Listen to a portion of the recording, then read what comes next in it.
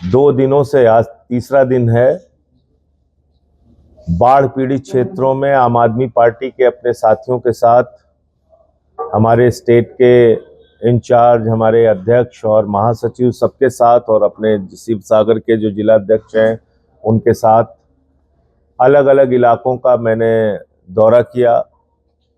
वहाँ पे पीड़ितों से मुलाकात की, वहाँ की स्थितियों को नज़दीक से जाके देखा। बहुत ही दुखदाई और पीड़ादायक स्थिति इस पूरे बाढ़ क्षेत्र की है। इसमें करीब करीब 10 लाख लोग इस बाढ़ से प्रभावित हुए हैं। नेपाली कुट्टी में मैं गया था, जहां पे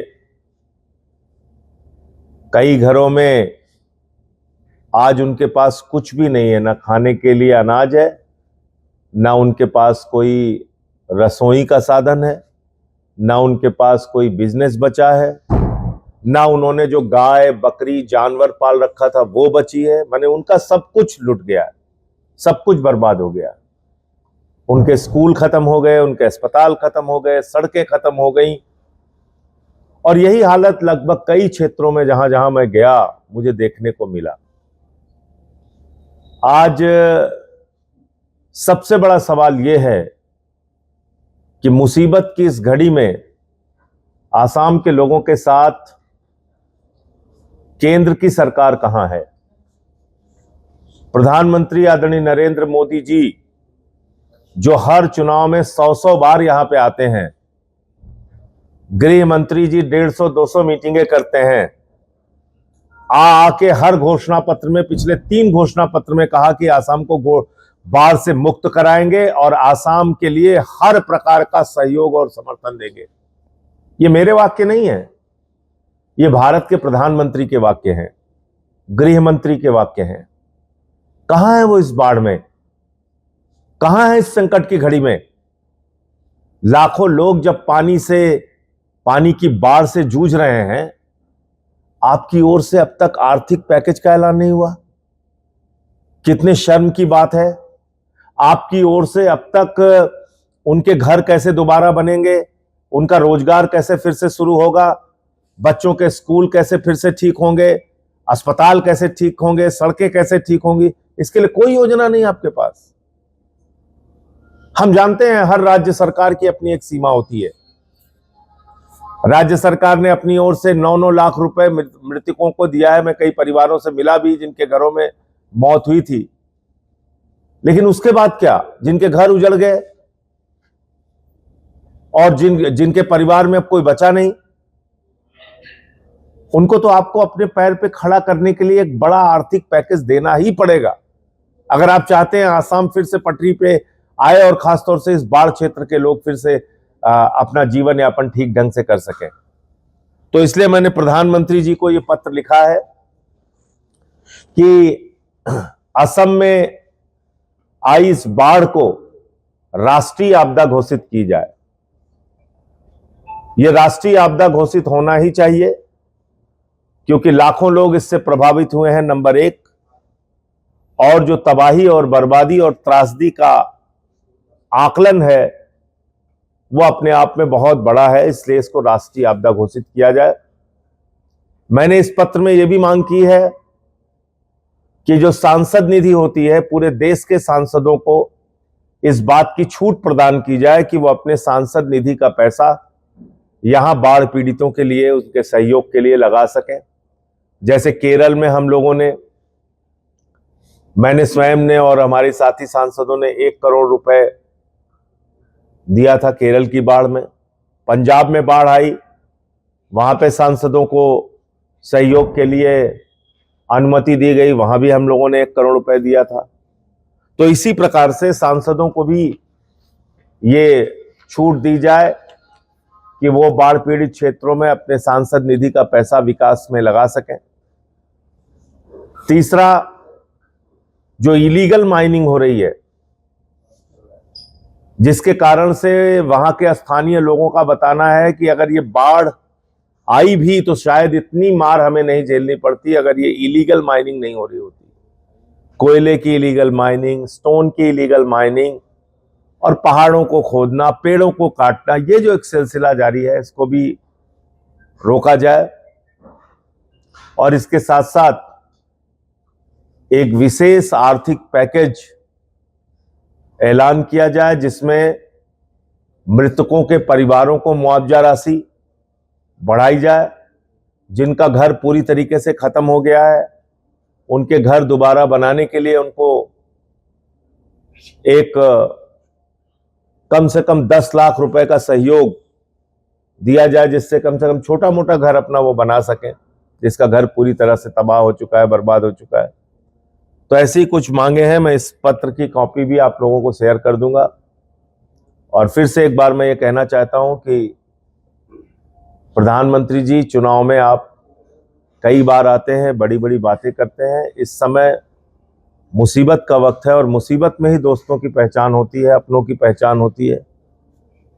खाली भाषण देने से काम नहीं चलता। आप आइए, इन क्षेत्रों का दौरा कीजिए और साथ ही साथ इसका जो बाढ़ का हर बार आप घोषणा पत्र में कहते हैं हम बाढ़ मुक्त करेंगे, बाढ़ मुक्त करेंगे। कैसे करेंगे? असम के लोगों को बताइए तो कम से कम बताइए तो कैसे आप बाढ़ मुक्त करेंगे? इसका स्थायी समाधान क्या है? हर बार वो नदी के किनारे, ब्रह्मपुत्र के किनारे बांध बनाई जाती है और उसके बाद वो टूट जाती है और उसके बाद फिर उसके नाम पे इंजीनियर खा रहे हैं, ठेकेदार खा रहे हैं, नेता खा रहे हैं। ये सिलसिला बंद होना चाहिए। तो इसका परमानेंट सॉल्यूशन क्या है, स्थायी समाधान क्या है, उसके बारे में भी प्रधानमंत्री को एक योजना असम के लोगों को बतानी भी चाहिए और उसको यहाँ पे लागू करना चाहिए। मुझे इतनी बात कहनी थी। आपके कोई प्रश्न आप पूछ सकते हैं।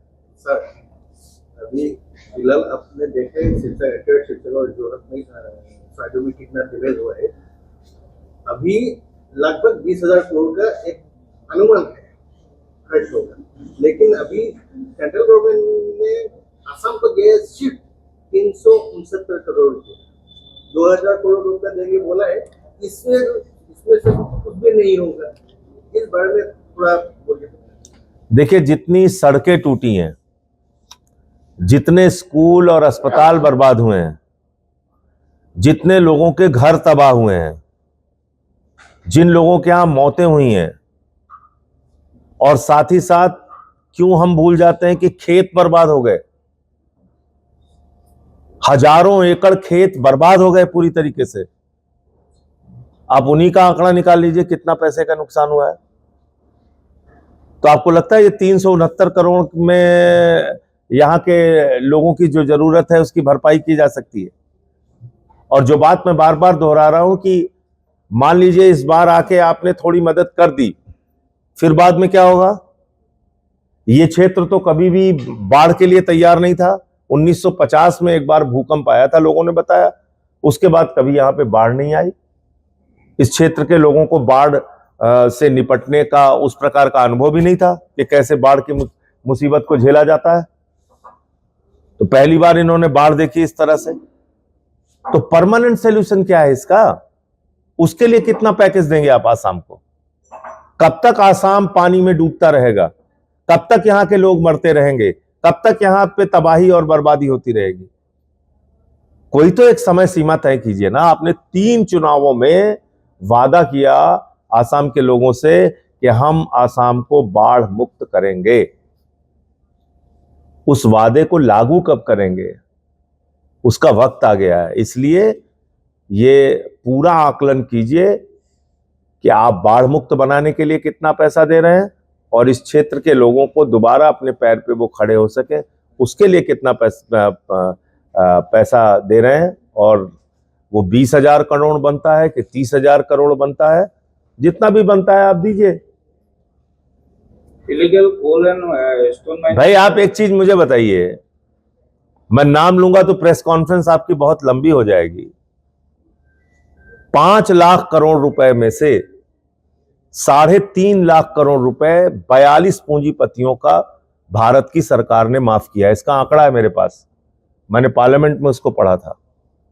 तो आप 3.5 लाख करोड़ रुपए 42 पूंजीपतियों का माफ कर सकते हैं, तो 10, 20, 50 हजार करोड़ रुपए आसाम के लोगों को उनके पैर पे फिर से खड़ा करने के लिए क्यों नहीं दे सकते भाई? आपका एक पूंजीपति दोस्त है अडानी, उसको पूरी दुनिया में आप ठेका दिलवा रहे हैं घूम घूम के। उसके पीछे आप हजारों करोड़ लाखों करोड़ रुपए लुटाते रहते हैं, बैंक खोल देते हैं हिंदुस्तान के, जितना चाहे वो कर्जा ले ले। और आसाम के लाखों लोग अगर पीड़ित हैं तो उनको 300 करोड़ रुपए। तो ये तो मजाक है, मुसीबत में मजाक उड़ाने वाली बात है ये। आप कुछ पूछ रहे हैं? इलीगल माइनिंग जो स्टोन एंड कोल का होता है, इसके बारे में आप क्या कहें? देखिए, अभी जो नया एक्ट बना है वो भी बहुत खतरनाक है, आप लोगों को पता होना चाहिए। नया एक्ट क्या कहता है जो अभी पास हुआ, जिसका विरोध मैंने किया? वो एक्ट कहता है कि अब राज्य सरकार को माइनिंग के ऊपर किसी भी प्रकार का कोई टैक्स, कोई सेस, कोई लेवी लेने का अधिकार नहीं है, नंबर 1। नंबर 2, वो जो बिल पास हुआ है, अमेंडमेंट पास हुआ है, उसमें यह लिखा हुआ है कि मिनरल बियरिंग लैंड जो होगी उस पर सीधा कंट्रोल केंद्र सरकार का होगा। यानी आपके घर के नीचे अगर केंद्र सरकार ने सर्वे करा के देख लिया कि इसके नीचे मिनरल है, तो आएंगे सीधे आपको उजाड़ेंगे, बोले भागो यहां से, हम इसको कब्जा कर रहे हैं। ये 2 खतरनाक कानून इस हो हल्ला में पार्लियामेंट के अंदर पास कर दिया गया, जिसके विरोध में मैंने बोला है, वो आपको मैं शेयर कर दूंगा। और इस पे फिर से एक बार सुप्रीम कोर्ट राज्य सरकार को जाना चाहिए। मुझे मालूम नहीं कि यहां के बीजेपी सांसदों ने विरोध क्यों नहीं किया, मुख्यमंत्री ने विरोध क्यों नहीं किया, क्योंकि इससे तो राज्य की आर्थिक शक्ति कम होगी। आप अपने स्टेट के अंदर होने वाली माइनिंग पे कोई टैक्स नहीं ले सकते। और इस बिल के समर्थन में सारे सांसद खड़े हो गए बीजेपी के। जिन राज्यों में माइनिंग होती है वहां के सांसद भी खड़े हो गए। तो इसलिए इलीगल माइनिंग का जो बात आपने कहा, इलीगल माइनिंग पे टोटल कंट्रोल करने की पावर इस वक्त नरेंद्र मोदी के हाथ में है। वो जिस दिन चाह लेंगे इलीगल माइनिंग पे कंट्रोल हो जाएगा। लेकिन उनको इलीगल माइनिंग करा के पैसे कमाना है, कमवाना है, तो वो कहां रोकेंगे? हमारे साथ जुड़े रहने के लिए सब्सक्राइब करें देश रोजाना के YouTube चैनल को और नई वीडियो की नोटिफिकेशन पाने के लिए बेल आइकन जरूर दबाएं। अगर आप ये वीडियो Facebook या Instagram पर देख रहे हैं तो पेज को लाइक और फॉलो जरूर करें और ज्यादा से ज्यादा शेयर करें।